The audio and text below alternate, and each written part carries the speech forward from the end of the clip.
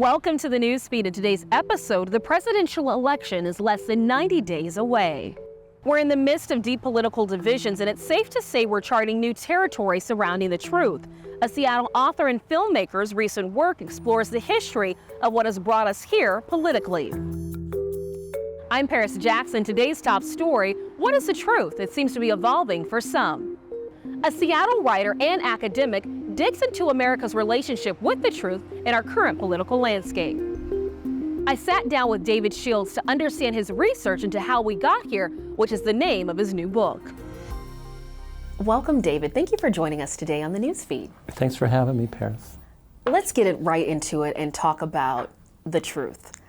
We're in an interesting time where it seems that the truth is up for debate, and you have a forthcoming book, How We Got Here. How did America get to this state of polarity when we're starting to question the truth?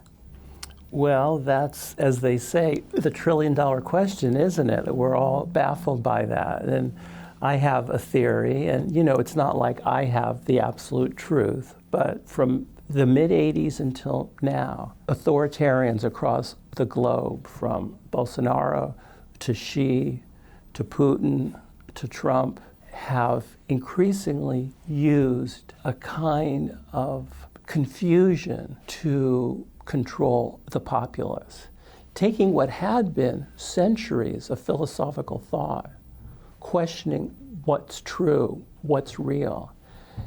It was originally started as a philosophical meditation, as a way to actually democratize life. And it's become, in my view, in the hands of certain authoritarian rulers, a key part of contemporary political discourse. What's the teachable moment? How do we synthesize what is happening right now? And is there a way to rectify what has taken place as we're watching history literally unfold before our eyes? I guess I can't help but go back to the assassination attempt 1 month ago or so. I was in Los Angeles and I was hearing about it as it was happening, but I fell into this immediate moment of, oh, it's definitely staged. I fell into a conspiratorial mode, and I kind of chastised myself, like, how dare you, David, fall into conspiratorial mode that you mock other people for? And so I think a lot of what my work is about is to, in a way, catch myself out in, you might say, wrongful thinking, and in so doing, capture something about human flawedness and human weakness and human vulnerability. I sort of like to say vulnerability is our superpower. And, the question becomes, you can say anything, but where would be the factual evidence? There's sort of a famous difference between facts and truth. I think we can all agree that we can argue about truth, like what is truth? Is your truth my truth? But now everyone questions every fact even.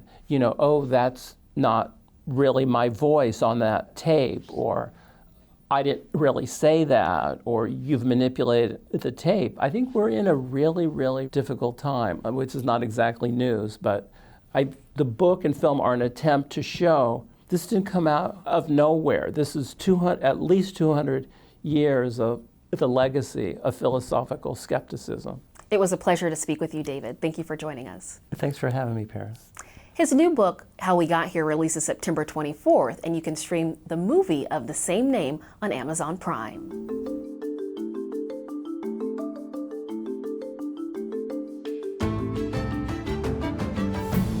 In other news, in case you missed it, the Washington state primary was August 6th. The Cascade PBS News team will continue to cover the election and the latest race results until they're certified on August 23rd. We'll also be updating our statewide voter guide ahead of the November general election. I'm Paris Jackson. Thank you for watching the Newsfeed, your destination for nonprofit Northwest news. Go to cascadepbs.org for more.